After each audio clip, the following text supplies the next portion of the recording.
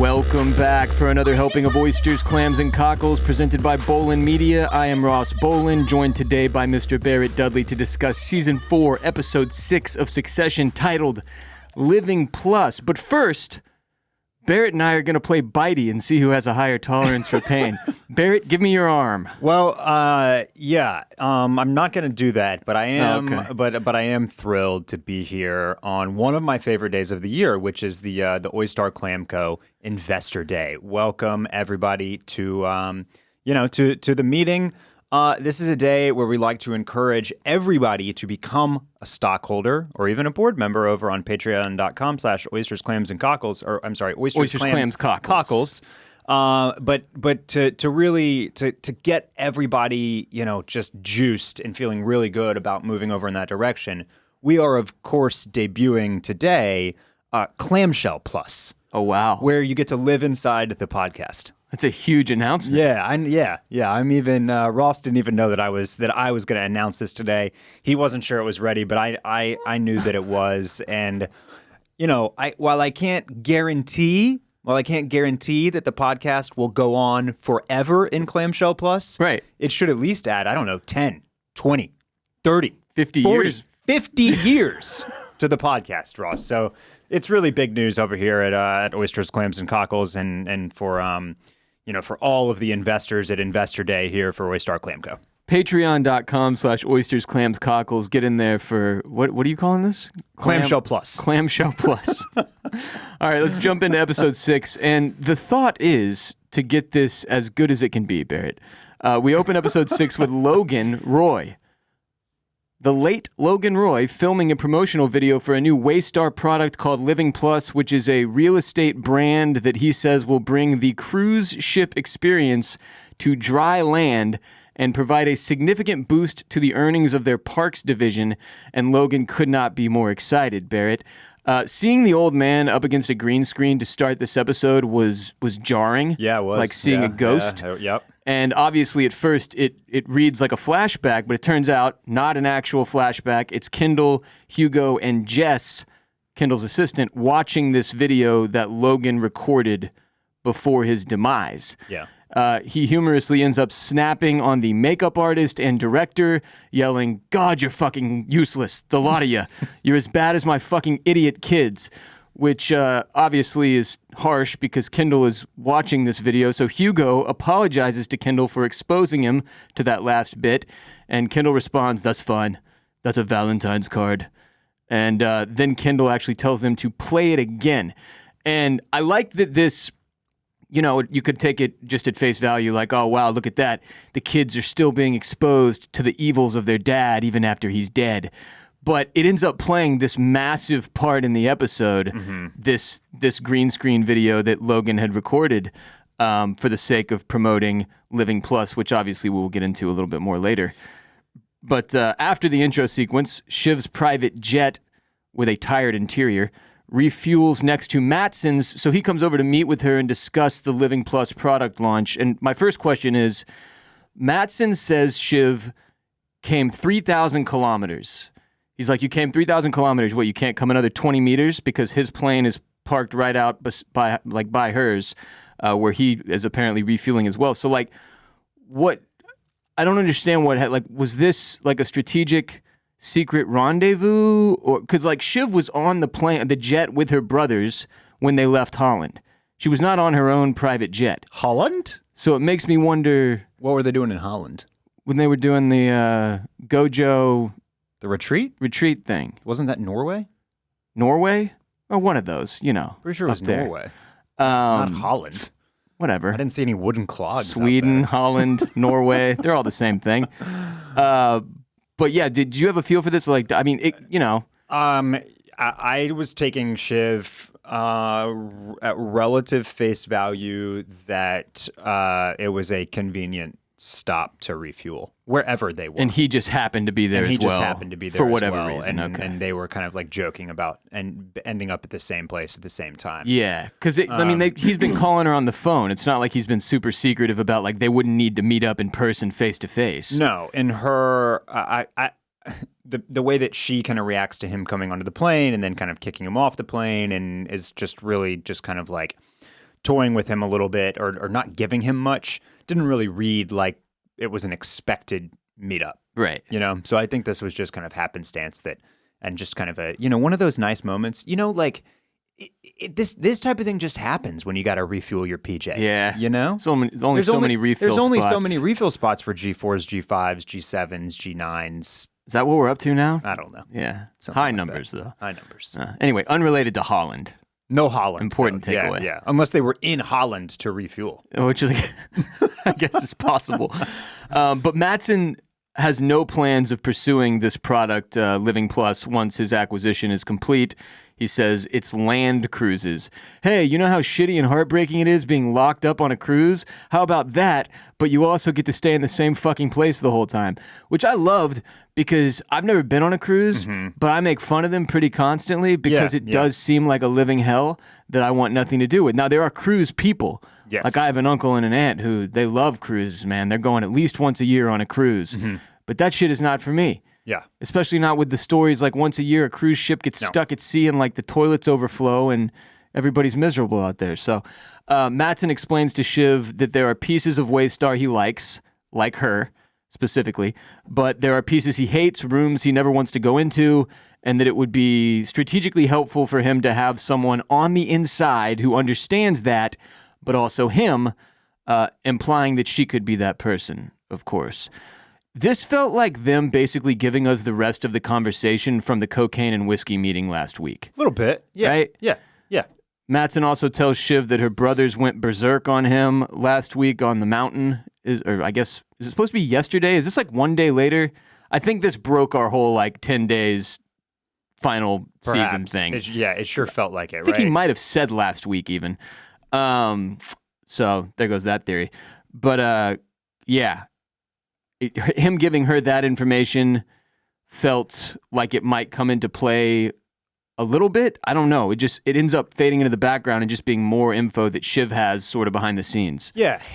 So this is one thing that I think has always been true about Succession. But as we head towards the end here, it's definitely something that like is just worth keeping tabs on.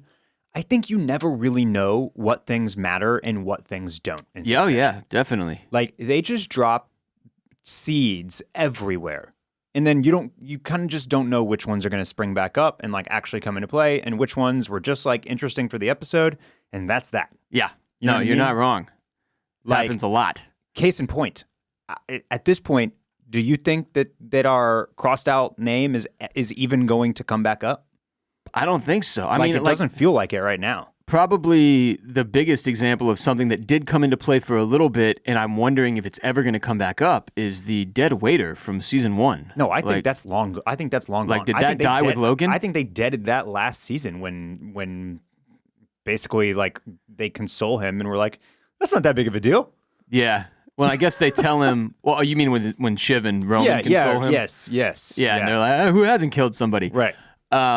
But there's even the explanation from Logan's best pal Colin to Kendall at one point, like, here's what the police think happened. They think he was by himself, and it does seem like it kind of went away. Yeah, so I mean, there's so many things that you're just kind of like, how about I mean, we're not really there yet, but like Roman and Jerry and the penis pictures, like like, will that come back into play? Will she file a lawsuit? Seems like that would be relevant, but like, is it going to be? I don't know. So.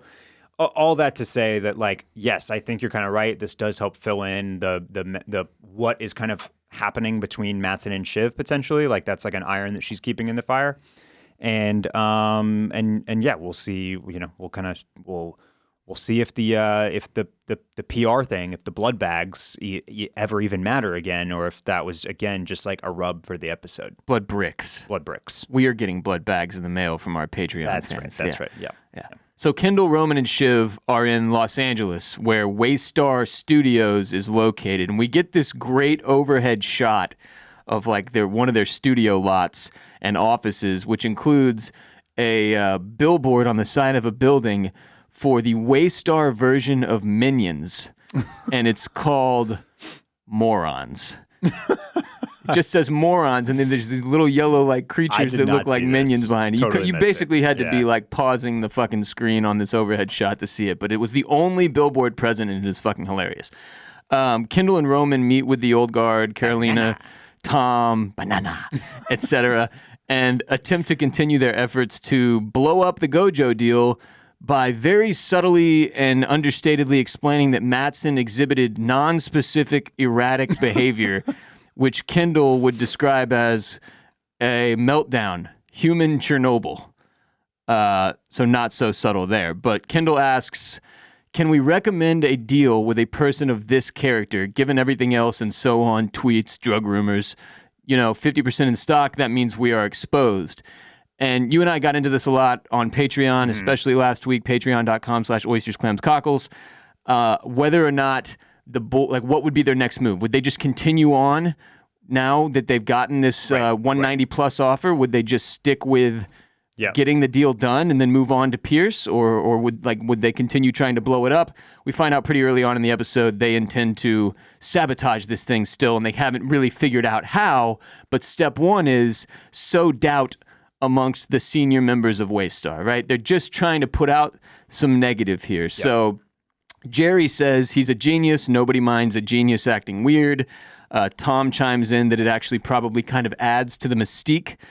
And both of those things are true sort of in society, right? A lot of there were many pointed barbs in this episode. These were the first couple with the basically, yes, calling out that we give anybody that has society or the news media has deemed a genius, we just give them the longest leash possible to do whatever it is that they do. Yeah, you have to get to the point where you're spouting off anti-Semitic remarks in public before you're full-blown canceled once everybody considers you to be a genius. Yes.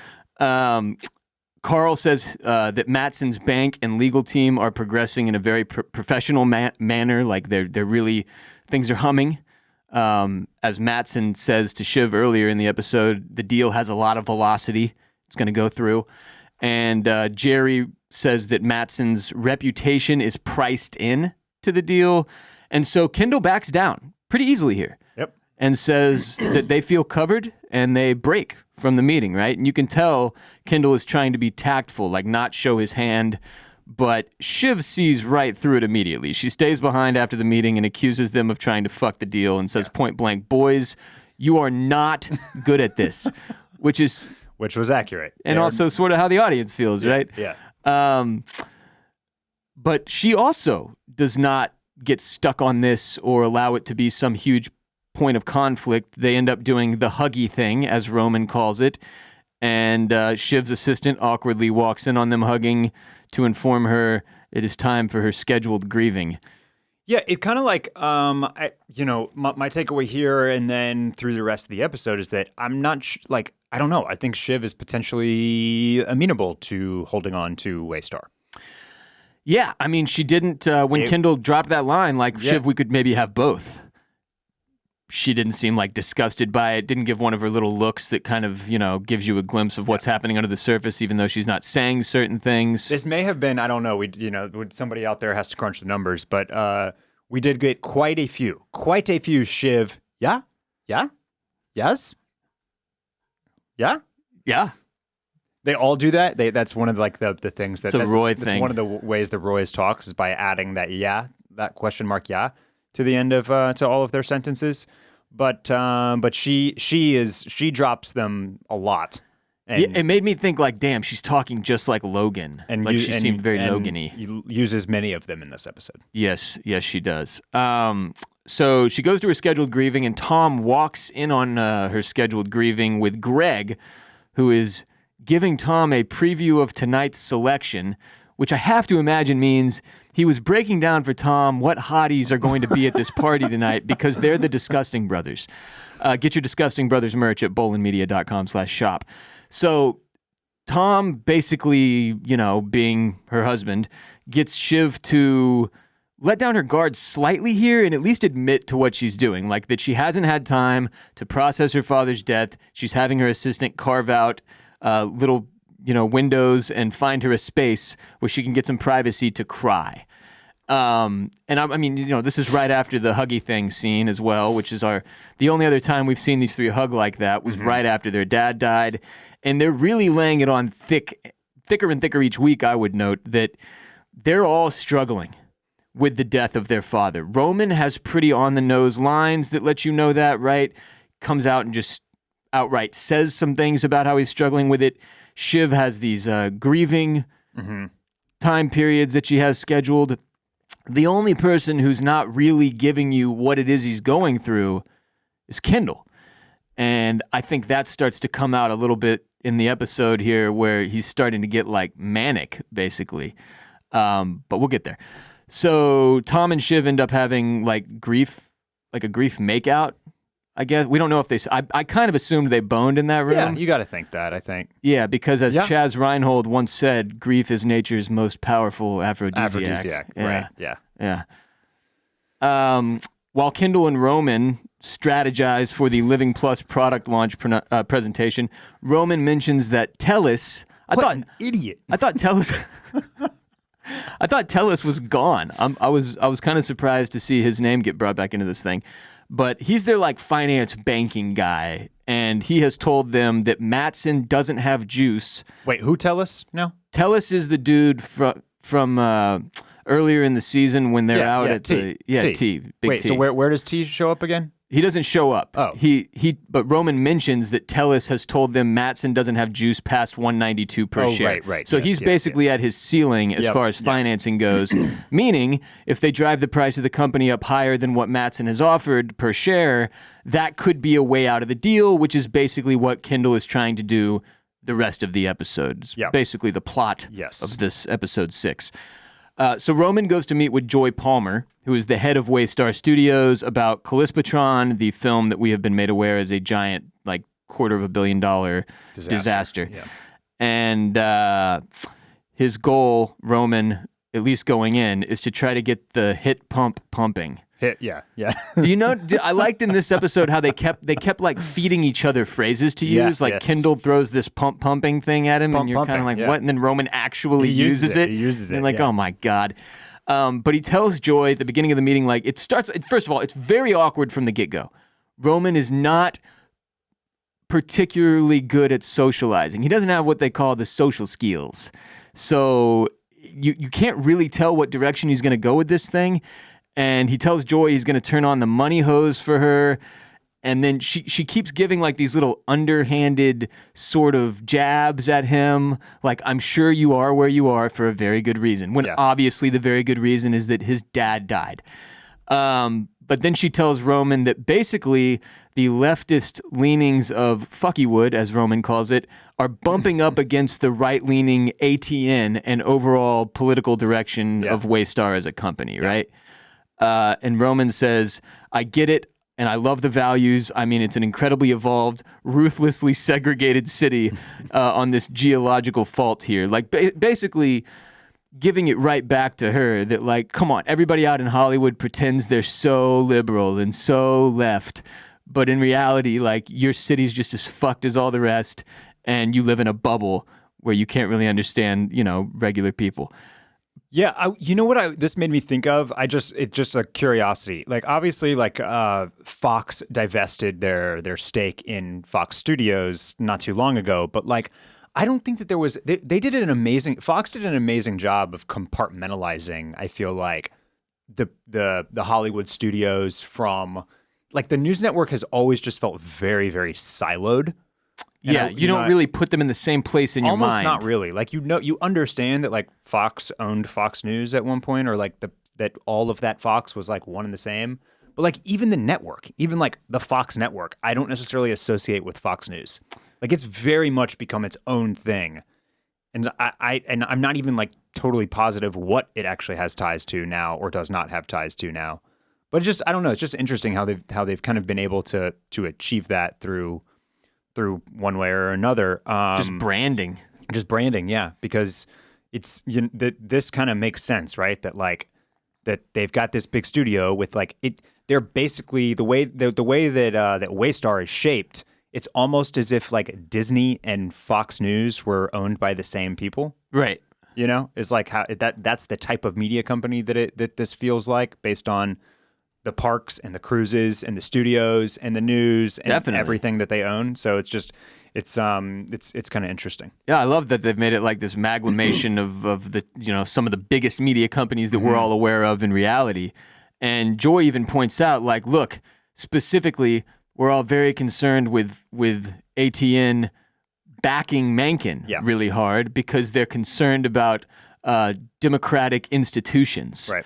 Which that's a very real thing we've recently watched play out in our own political system, that you could see members of a left-leaning side of a company like Fox, and for example, being upset about something like that. So it was cool. I love how they insert little tidbits from reality into their whole mad world that they've built for Succession. But this is when we get the first Roman meltdown of the episode, because he doesn't feel respected by Joy, which frankly he's not. She does not do a good job of feigning respect in any way here. She pretty blatant with it, lays it on pretty thick.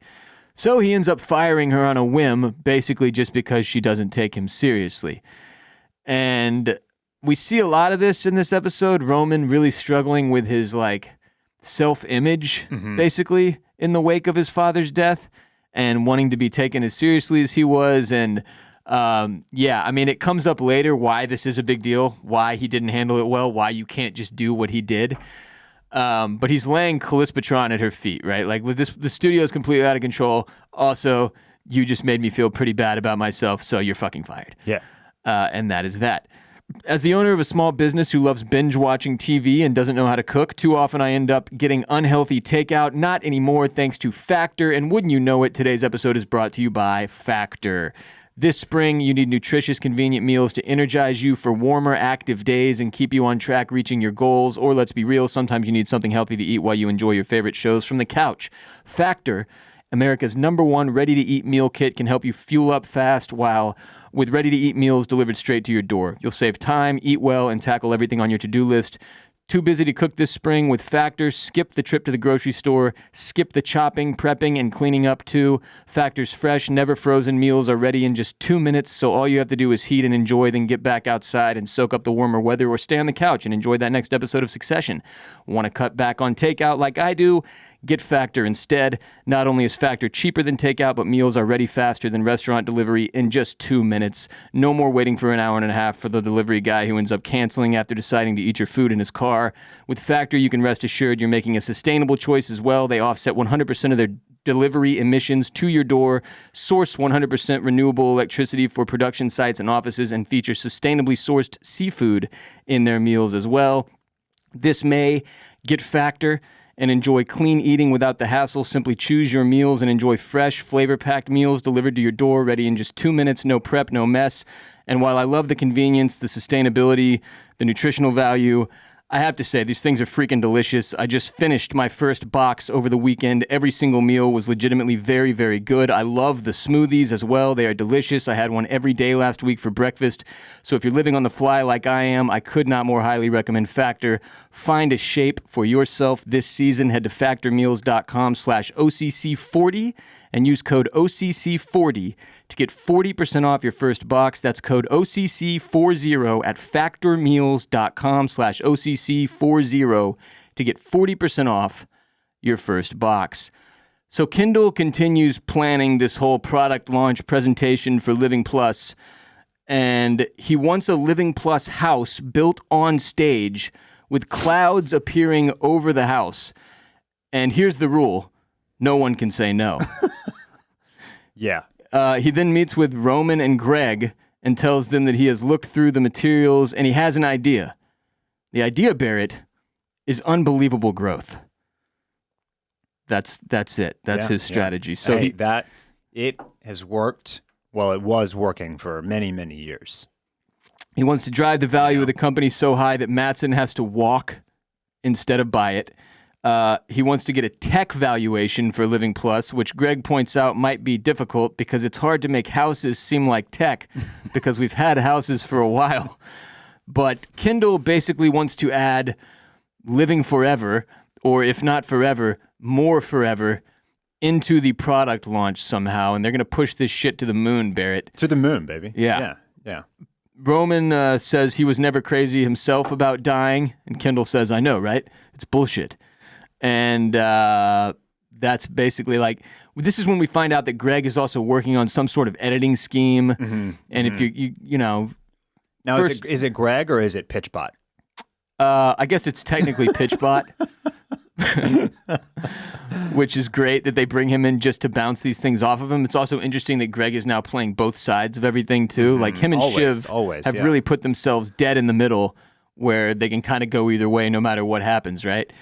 But Jerry comes in to this meeting and asks to talk with Roman about firing Joy, who is no longer picking up the phone and is being represented by outside counsel. Jerry is very upset that Roman didn't have either legal representation or any of the executives in the room present for the firing, which, like, you know, corporate America, you lay somebody off or fire them outright, and you're typically supposed to have, like, HR representation in the room with you or at least close by to handle things immediately after they happen. But with Roman doing this on a whim, nobody being aware that he was going to go and fire this woman, it puts the company in a tough spot legally, which she is not happy about. And she really goes off on him, calls him a weak monarch and a dangerous interregnum, which is a word that I had never seen anyone use before, which happens a lot on this show.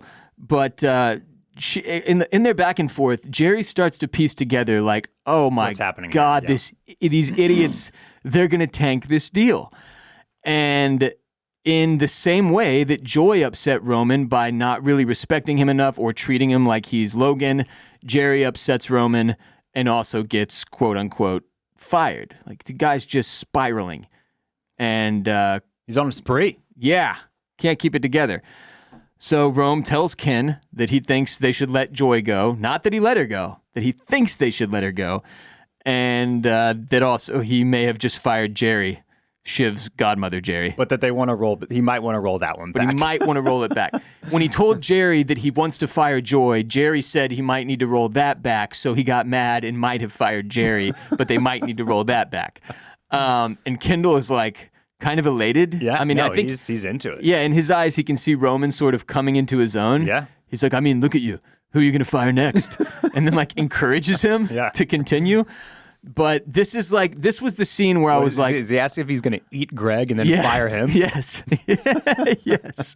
But this is the scene where I started to notice, like, Kendall's over there, like, staring at the vending machine, kind of like a nut, gone full nut You nut think he's here. going full nut nut? And then Rome comes over and talks to him, and they have this insane back and forth. And this is when I was like, okay, Kendall looks a little manic. Like how we used to see him get way over grandiose in season 1 and 2, and then start to try to pull off crazy shit. And I was just like, as Shiv puts it later, he's got that gleam in his eye where I was just like, oh God, like the fact that he wasn't like, Rome, what are you doing? We've got this thing we need to be focused on. He's like stoked on it, just pushing him further. And I think he sees the angle that like, this is, as Jerry put it, I wasn't on the kill list. This would really piss Matson off if you fired me. And he's like, I don't give a fuck about Matson. You're fired. Ken can see the other angle here, which is like, oh, Roman going nuts here.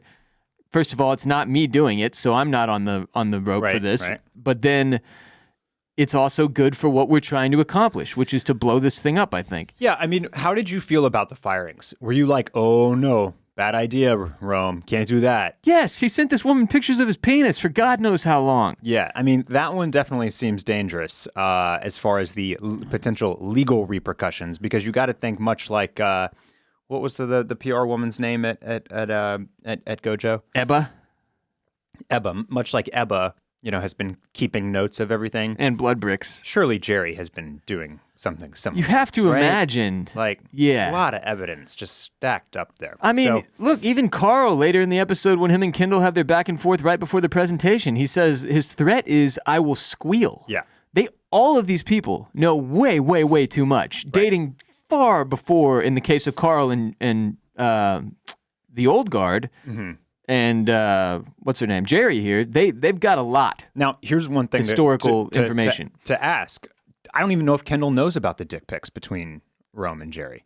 I don't think he does. Shiv knows. Yeah. Logan knew.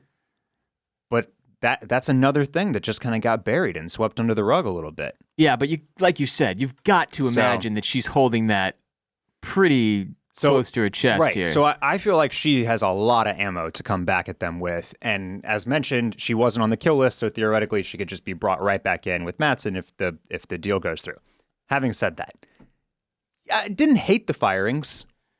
No, you gotta switch shit up. You kind of gotta and if people aren't giving you respect, it's pretty hard to get it when you're just a nepo baby with not a lot to not a lot of angles to show and prove. Yeah, right? I mean they're in totally different ballparks though playing, because you got to see it as Roman doesn't look at himself as just I can't remember exactly how Jerry put it, but just minding shop, keeping shop until the sale goes through. Yes. But they're all looking at him as that. Yes. Correct. You're not serious. You're not. That's a good point. You know what I'm saying? You're not going to be here longer term. Why should I respect you? Yeah. Which is obviously a mistake from a strategic standpoint on the other side of things. Jerry can't treat Roman just like he's that kid anymore. Right. This is now he is her actual boss. It's not his dad that's over her. It's him. Right.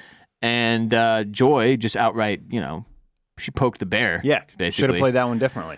And so, you can see it from both sides. But yeah, I think the point you're supposed to take away is being as impulsive as Roman is being as an executive of a massive multi-billion-dollar media conglomerate is frowned upon. It's probably not the best idea. Yes. So at the investor party that night, Tom and Shiv get back to ruthlessly attacking each other and then they play the game, bitey, which basically serves as a metaphor for their entire relationship, hurting each other as much as they can until one of them says uncle, right? Yeah. I love that this got confirmed in the inside the episode, because I watched that and it was one of those things where you're like, okay, well, somebody in the writer's room has played this game. Yeah. Because this is not something that you can just make up. This is one of those moments where you're like, this is pulled from somebody's real life. Yeah. What's the Succession showrunner's name? Jesse Armstrong. Jesse Armstrong. Shiv was suspicious, or Shiv's actress, Sarah Snook, was suspicious that it was a Jesse Armstrong thing that he wrote in. Then it was actually one of the other writers in the writer's room, right? Okay, yeah. I think that's how the story went. Is the information we got in the inside the episode. But she definitely said that somebody actually played this with their with their sibling, basically, and that I was like, yeah, that totally tracks. This is something somebody had to have just had in their back pocket, basically. Yeah, because if you really, you're watching this, you could be like, wow, is that a game a lot of people play that I just didn't know about growing up? But no, it's just one of the writers and their weirdo brother. Yeah, and it is. I think we all have stuff like this. Yeah, sure. Geez, boy. Remember Bloody Knuckles? Bloody Knuckles. Yeah, the one that I'm thinking of. The name is no longer politically correct, so I'll just call it a sunburn. Oh, yeah. Like a hand sunburn. Yeah. Where you go up and twist the other person's arm. Yeah. Oh, that was the worst. What is wrong with kids, man? God. Yeah, that was a good one. But yeah, I saw a clip or a post on Instagram somewhere, it was not on Succession Fashion, about them rehearsing for this scene, because it is a super awkward scene where you're biting each other. And Sarah Snook was like, no, it didn't hurt at all. It was the flip of what happened on the show. Okay. Actor who plays Tom did say it hurt like hell. He was like, yeah, that was pretty painful. It's one of them bit the other pretty hard. He faked it and she actually bit him kind of thing. But in this back and forth before bitey actually occurs, Shiv tells Tom, you were the one after the one. Which is just one of the most fucked up things you could possibly say to somebody you're married to, frankly. And it's they're ruthless with each other, man. Totally. The lowest of the lowest blows that you could deliver. And they end up having sex. This is their foreplay. They treat each other 100% as horribly as possible, and then they bone. They end up discussing the Matson deal, and this is where Shiv pretty outright reveals to Tom that she's playing the middle, keeping all of her options as open as possible, and he's like, that is some dangerous shit. You're going to want to be careful with that. And he tells Shiv, I want this back, point blank, that he does want to get back together with her or maintain their relationship or whatever. She is still not revealed to him or to anyone, no, to our knowledge, that she is indeed with child. which is a complication you have to imagine comes out at some point and affects the storyline in one way or the other. Now that one I think is going to come into play. Right? Yes, They can't just that can't be one of the ones they throw at us and then they just sweep under the rug and nobody ever talks about again. She was holding a champagne glass at one point again in this episode where everybody online is like, "What about the baby?" Yeah. Shiv tells Tom that if he wants her back, that he shouldn't have betrayed her. Calls him a phony repeatedly.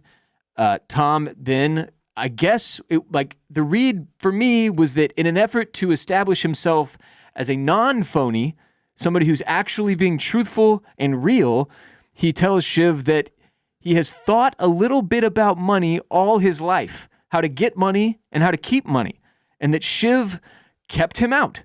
And he thought he was going to be caught between Shiv and Logan, so he made the play with Logan to secure his lifestyle, essentially. Basically saying, like, look, money's always mattered a lot to me. We got married, and I thought, holy shit, there it is. I'm set with money, but then you didn't let me in. You didn't really give me any power. You kept me under your thumb, and I looked at the situation and thought I was going to get caught between you and your dad and end up with nothing, so I played the angle I had. Yeah, I think you've pretty much hit the nail on the head. It was kind of like, we often think in I guess, probably very sexist terms of gold diggers being women looking for money with men, right? Right. But of course that can go the other way as well. Oh, absolutely. And Tom, I think, basically admits here to being a gold digger, and that is one of the reasons why he pursued Shiv in the first place. Yes. And I think that one of the things that I think that does for their relationship is acknowledge kind of what we've always seen, that their relationship works for them largely because if they can both kind of acknowledge that it is, I don't know, 35% transactional in nature. Yeah. Like they like that though. That works for both of them. Oh, it draws the parallel to Connor and Willa, who we've talked about a lot. It does draw the parallel to Connor and Willa as well. And but I thought that this felt very honest from Tom. It felt very like real. That kind of. Because I think I think maybe what his read is that Shiv kind of sees him as this poor sap who was in love, right? With but the acknowledgement that I was scheming too. I was kind of scheming too, and part of this has always been the money. I think that's an attractive thing for Shiv to hear, actually. Yeah, no, I mean she kind of knows she's a sicko. Yeah, and him being like, look. It's not as simple and lovey-dovey as you believe it to be. Right. I am also a sicko. Yes. Puts him back on a more even playing field, right? Yep. He also points out to her, like, yeah, okay, fine. I care a lot about money and my watches and my suits and everything. And if you think that's shallow, throw out all your stuff, all your jewels, all your nice shit, and live in a trailer park with me.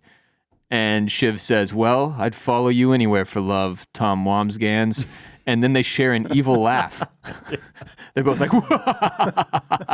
it's fucking insane. These two are, it's like, I mean, we've been saying this for multiple seasons now, but it is probably the most dysfunctional sexual relationship I've ever seen unfold on television. Man, it's up there. Counting it's Tony one and Carmela. And yet I think that the more honest that they are with each other about what this relationship is and how it works, the better off they'll be. I think what we're seeing in the unfold here, post divorce agreement or post agreeing to divorce, not actually getting divorced, is that they kind of deserve each other in a way. Yeah, I think that you mentioned earlier that we keep joking about things that they throw at us and seeds that they drop, and then some of them grow and some of them don't. I don't know if the divorce shit is ever going to come back up, because it feels like the pregnancy thing has superseded that at this point. But yeah, crazy scenes from Tom and Shiv in this episode. Next, we see Greg working with someone to have the Logan footage from the cold open edited for Kendall's product launch presentation. Now, not until my rewatch this morning did I realize that Greg actually has the editor change things that Logan says. He has him change a significant boost to double the earnings. Yeah. Presumably using deepfake technology?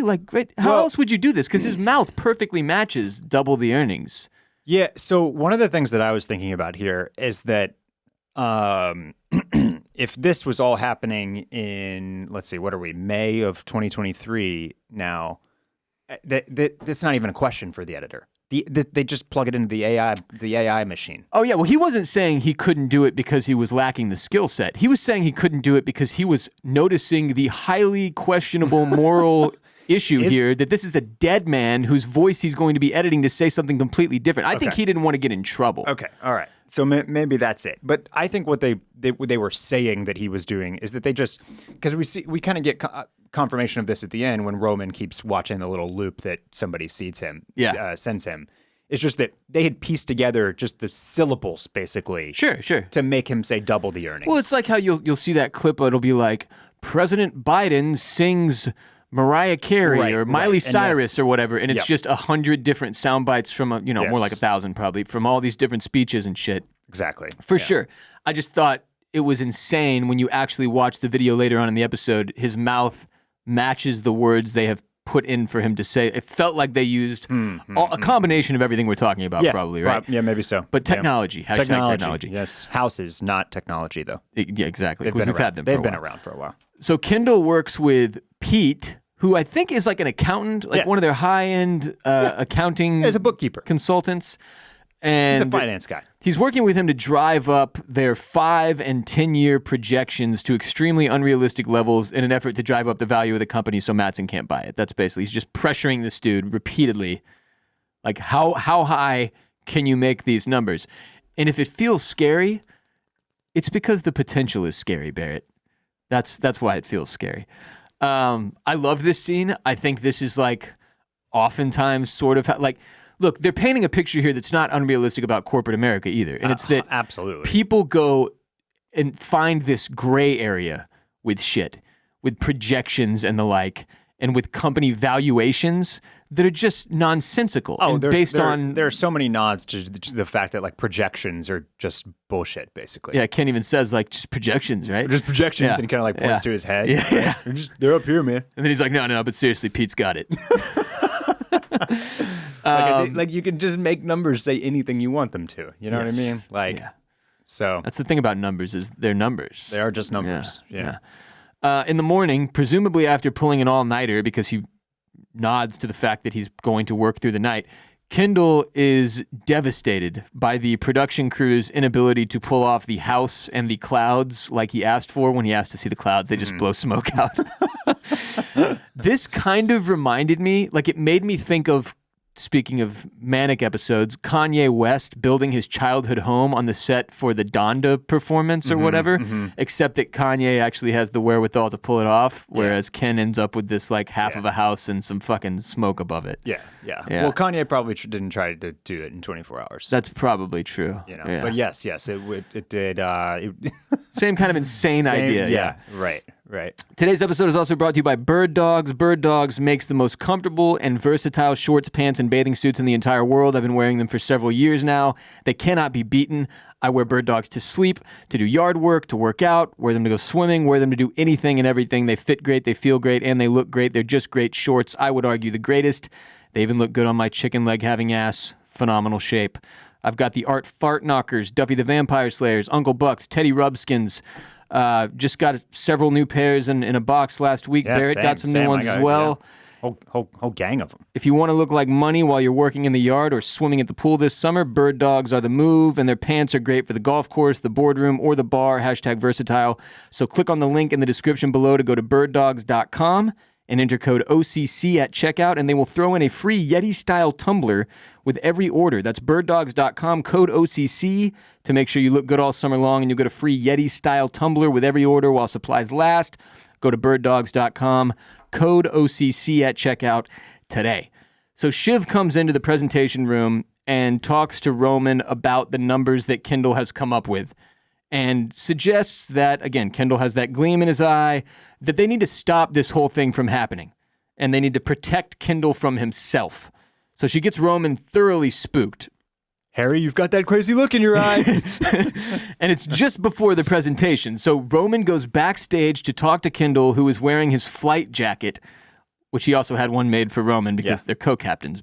We should have these. I don't know. I don't know why we don't have these already. But Kendall mentions to Roman that he has made the numbers in Colorado even bigger than before. He says the numbers get crazy good. It's enough to make you lose your faith in capitalism. Like, you could say anything, which just directly addressing what you and I just discussed. Yeah, thank you for remembering that one, because that's another very just like not even subtle barb. Yeah. Here, right? Like Kendall says it, but it's kind of the writer saying. Yeah, exactly.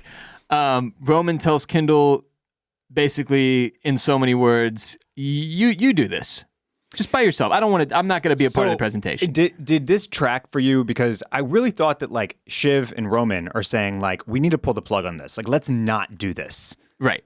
But then Roman just says, well, okay, only Kendall's going to do this. Well, I think during their back and forth, I mean, I think you're right. There was a lot to this. The conversation with Shiv and Roman is interesting because she says, like, we need to protect him and stop this.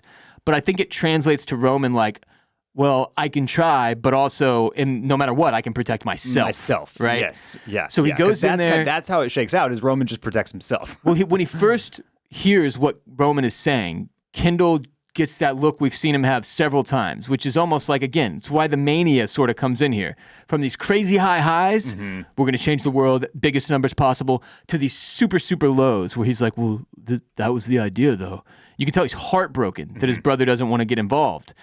And I think Roman reads that and goes, okay, the furthest I can take this is not getting him to stop altogether. It's me getting out. And he goes and does it by himself. But even before that, he suggests, like, maybe we just postpone it at the very least, or dump it all on Ray, which is funny because Ray is being cut anyways on the kill list. And this whole scene had me so queued up for a Kendall meltdown, like we have seen in the past, right? Where you're like, damn, this dude's getting wrecked. Everything, the wheels are about to fall off. Everything is going to go crazy haywire here. And then on the way to the stage, Carl approaches Kendall and tries to get a feel for exactly what he's about to do up there. Kendall tries to brush him off, but Carl is pretty persistent. He says, quote, if you fuck up his deal, Logan's deal, or you try to stand up numbers that I'm not comfortable with, he's like, I swear to God. And he says, you have my dick in your hand, Ken, but I've got yours in mine. So let's get real. If you say anything that I don't like up there or make me look foolish, I'll fucking squeal. Which I didn't think we'd ever get to a point in the show where there was a, like, I'll rip your dick off thing, but you could rip my dick off, but I'll rip your dick off with it. But that's where we got to. They're going to rip each other's dicks off, Barrett. Yeah. Yeah. It's like bitey, but with dicks. Carl, once again, coming through with the strong words. Seriously, though. No comparison that Carl has not had even close to a season this entertaining. Like his tone, which is so like, you don't really take him seriously, but also what he's saying is very serious. Yeah. It's really funny. Like I'll fucking squeal. I love that line. Dude, it's so good, man. He's bringing like a whole nother Carl element that we didn't even see in the past seasons. So the old guard of Frank, Carl, and Jerry, who I would note does attend, even though Roman has told her she's being let go or whatever, they assume their seats in the balcony, kind of like, we were calling Frank and Carl the old Muppet dudes last week or whatever. But then Roman, Shiv, Tom, Carolina, and Hugo, kind of like the newer guard, they're backstage in a viewing room for Kendall's presentation.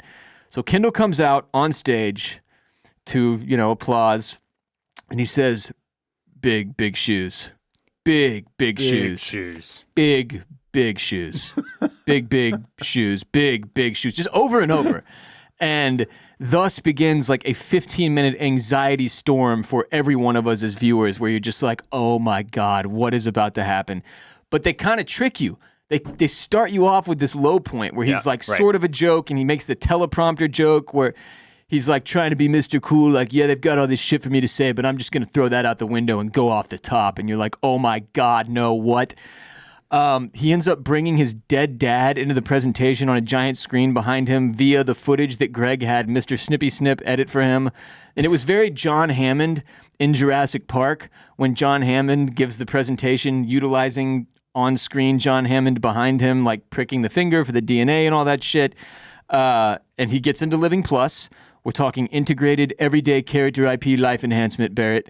Just fucking nonsense buzzwords all thrown together. Yeah, this, again, inside the episode confirms it, but they are, you should pick up pretty quickly that they are just totally lampooning, like, the idea of product launches here. Yeah. And so he's giving a little Steve Ballmer, he's giving a little Steve Jobs, like he's just doing the tech founder bullshit product thing where there are and nobody's better at jargon and buzzwords than my guy Ken Roy. Yeah, do you remember the point so where it's awesome. You remember the point where like with the iPhone, they'd get up there and it would say like, this changes everything. And then they had done it so many times that one year Steve got up there, or maybe it was the new guy, Tim Apple. He gets up there and it said, this changes everything again. Like it's such bullshit. It's so insane. But yes, this was a beautiful. Isn't it a Microsoft one where like it's like Steve Ballmer and Bill Gates? They're up there like dancing. They're just like, fucking trying to get everybody hyped. Ballmer's sweating bullets. He's got huge pit stains. Bill Gates is in the corner. He's got no fucking rhythm at all. That's an all-time YouTube clip. If you've never watched it, just Google like Microsoft, Steve Ballmer, Bill Gates dancing, and you'll laugh your ass off. Kendall says like, maybe a director will swing by with a rough cut. Stars certainly will, like with reference to what all is going to go on in this community. But it's basically a retirement community that promises health and happiness, entertainment and security, with privileged access to life enhancement and extension therapies that right now are the preserve of tech billionaires, but they're going to deliver them at home, at scale, targeted, and supported. And at this point, like he's saying a bunch of nonsense. Like we're all watching. Like, is this going well? You can't really tell. You're like, because it just sounds like Kendall bullshit. But like, he also is getting applause, and like people seem sort of into it. And at this point, Matson calls Shiv to try and stop the presentation, presumably because Kendall is actually doing well. Yep. And this would saddle Matson with the Living Plus shit if the purchase goes through, because then he can't pull the plug if all the investors and board members are like, no, this is good. Right. Right? Without suffering a likely stock drop, right? Like financial issues, for sure. Kendall plays the edited clip of Logan being made to say, I'm convinced that Living Plus real estate brand can bring the cruise ship experience to dry land and double the earnings of our parks division. I couldn't be more excited. So again, the double the earnings of our parks division is the part that Kendall had them piece together. Yep.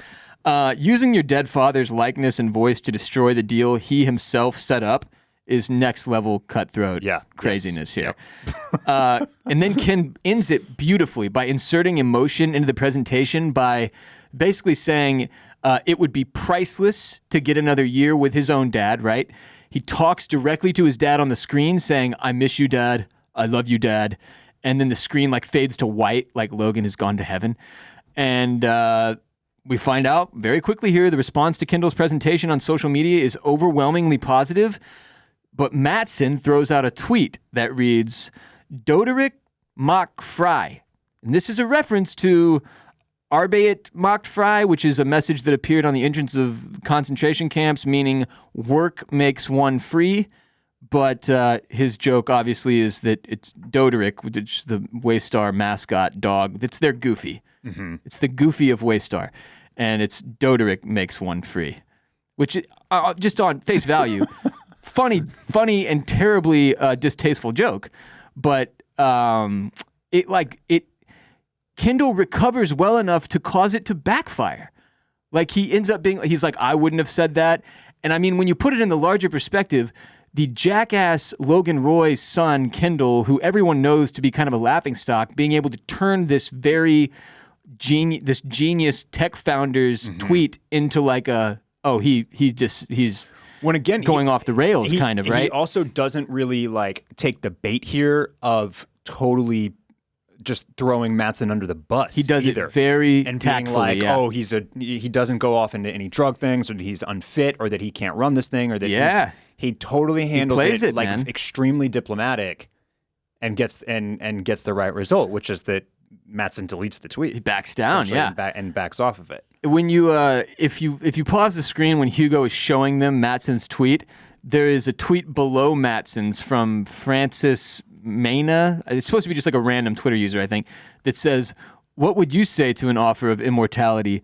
I'd say, yes, fucking please, dog, even if the offer is from a talking dog, which is just a nice little Easter egg they put in there. But back on stage, Kendall says, the detailed financials I will leave to Carl Mueller, our legendary CFO, which is fucking hilarious because of Carl's threats to him before the speech even occurred, right? He opens things up to the Q&A, and the first and only question lobbed at him is from the guy that earlier in the episode he said, let's get this dude set up with some softballs to throw my way. But because of the tweet, the guy just throws the softballs out the window and hits him with the, like, what's the deal with Matson's tweet? Kendall jokes that he's not going to fave it, maintains composure, navigates around it, and says he's very European, which just all in all makes Kendall himself look even better to survive this hurricane at the end of this crazy presentation, which he ended up having to do by himself without any clouds behind him. And no house either. No house, no clouds. Yeah. He says we don't always come across as we intend on social media. And then he goes on to call Living Plus physical social media in the real world. So just normal IRL. Physical life. That's the product. And then before Tom takes the stage himself, he jokes, how am I supposed to follow this? He just promised them eternal life. Then he gets up there and goes, you are an ATN citizen. You are an ATN citizen. He does the Oprah. He does the Oprah. It's the fucking Oprah, man. You get a car, and you get a car, the Oprah opener. Backstage, Carolina and Hugo have nothing but praise for Kendall. Hugo yells out, like, the king is dead, long live the king. Kendall says, Houston, we have fucking liftoff, which is one of the most overused phrases in the history of American culture. Houston, we have a problem, being the more common one. But Carl, who was threatening him before his speech, even says, he's special, I know special, and he's special. Carl's kind of, I feel like he's kind of clueless as to what's going on at this point. He's just like, I don't even know. I don't even know what the fuck to do now. Yeah, it was a weird turnaround. Truth be told, I'm not sure I know. Yeah, I don't know what Carl should do. Like, to get the golden parachute, what is the move at this point? Like, really? Yeah, I don't know. Because he needs that stock value as high as possible. That's the thing. That's right. Now, and the guy hurling out Holocaust jokes on Twitter might not be the move, right? Yeah. But, boy, now if they could just get that hip pump pumping. Get that pump pumping. Roman has a strange reaction. He kind of storms out and then ends up in the car. And so this took me till my second watch to figure out, too. Because last night when I watched the episode, I was like, what is this fucking clip of his dad? I thought it was like him imagining it thing, like Roman imagining his dad making fun of his micro penis. But Kendall texted him the clip. So it took me until the rewatch to see that, like, Greg and Kendall had Mr. Snippy Snip create this one as well. And it says, I want to make what I think is a fairly historic announcement. I'm convinced that Roman Roy has a micro dick and always gets it wrong. And Roman watches the clip on repeat. Yeah. Like he misses his dad belittling him, right? Yeah, it's exact. Yeah. And the episode closes with Kendall walking on the beach, seemingly enjoying the victory. He writes the number 1 in the sand with his feet to remind us he's the number 1 boy, then takes a swim in the ocean. Is that what he writes in the sand? Just the number 1. Number 1. That's it. Okay. Just simply the number 1. And then he baptizes himself in the ocean, Barrett. And that was our episode 6, which... This one was a lot more simplistic in terms of, like, overall plot, right? Like, you can describe it at least more simplistic than the last few, where it's basically, look, Kendall and Roman are still trying to tank the deal even after Matson's big offer. Kendall's idea to make this product launch of Living Plus, he is just trying to drum up a bunch of numbers to cause the value to shoot up so Matson doesn't have the juice to afford it. Shiv is playing the middle, basically, trying to cover her ass no matter who ends up owning the company. And Kendall somehow pulls off the presentation, even though it seems like he's set up for disaster. But who knows to what end, right? Yeah. It made me, I think if you felt a bit of a letdown from this episode, that would be natural because we got off of that kind of trilogy arc of 3 episodes that just had, to borrow another busy term, had so much velocity about them. It did have a lot of velocity going there. And so they were all just all really thrilling episodes. They gave us a lot of classic stuff that we come to expect from some of our favorite episodes of the series. And this one was just more of like a middle of the season episode from Succession. And, it certainly wasn't bad at all. It had a lot of great moments. The presentation was really fun. It was fun to see them in California. It was fun to see them do a product launch. And I am enjoying seeing, for the first time really, the kids do the Waystar business. Like they are the business leaders at this point. And so that is an interesting new thing that we're getting to see. But yeah, it also made me think about how, like, by removing Logan early in the season, this is what you also create space for. is like, we talked about this a lot when we were covering The Sopranos, is how like, for those unfamiliar, The Sopranos was always like, for pretty much every season except for the last one, it was 13 episodes long. Yeah. It wasn't 10, it wasn't 8, it wasn't 9, it was 13. So it was like, they had so much, they basically gave themselves like 3-4 extra hours every season to kind of like just fuck around, just kind of do some of this, and this kind of this stuff that wasn't necessarily as tight. You had to get the Massive Genius episode in, right? As efficient as what we see on seasons of television these days. But like that's kind of the feeling that it gave me, is like, they gave themselves the 7 episodes to kind of do this whole thing, and that gives them room to like kind of let it all simmer a little bit and not have that just kind of like jet speed towards the finish, full stop, like no time to do some fun stuff. No, I thought it was a nice departure from the velocity that we had, because like 3, 4, 5, as I said, I think it's one of the best 3-episode stretches I've ever seen on TV. It was a great stretch. There's no way they were going to be able to maintain that momentum, that velocity for 5 more episodes for the entire remainder of the series. So totally. We still got 4 episodes left. You needed some kind of breath, like the chance to take a breath. And what this episode served to do, just on like a bigger picture scale beyond the plot even, is like to remind us that these kids are definitely slapdicks, right? Like, for all intents and purposes, Kendall pulls this off, but by the skin of his teeth. And he's lucky that things go the way they did. And it's mostly because he is such a good bullshitter, which is what these big product launch presentations are. It's mostly bullshitting. But there's not substance behind what he's doing. There's no substance in the idea of living plus. Like, that's why Matson is making fun of it, because it is essentially like old people camp, right? Like, it's like retirement communities already fucking exist. You're not inventing anything.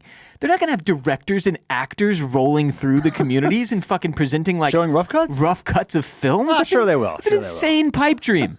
So it's showing you like Kendall doesn't have a fucking clue. His whole goal is still to tank the deal, but to what end? Because there's no fucking way this guy can successfully run the company. And then on the other hand, his brother, the co-CEO, is derailing, firing everyone left and right. And then B doesn't even have the sack to get on stage and pull this off with him. He makes him go do it by himself. And then Shiv is playing the middle. She's not even on her brother's side. She's on Matson's side as well. So like they're not serious people. They're not. And for you and I, like, I felt like last week we were like, they didn't do so bad. They handled themselves pretty well in Holland. I'm kidding. But we did think they handled themselves pretty well. And then this was like kind of a rude awakening to me, like, oh, fuck, these dudes are morons. Like, they're just not fit to do this job. Not this job. Important to note that, we didn't mention it outright, but Shiv is on a direct line with Matson. Basically, she mentions throwing a stick in the wheel. That's why he fires the tweet off. He fires the tweet off. Then she's back on the phone with him saying, "Okay, that was too far. Delete the fucking tweet." So like, yeah, she is playing inside man for Matson right now, while also, kind of double agenting. But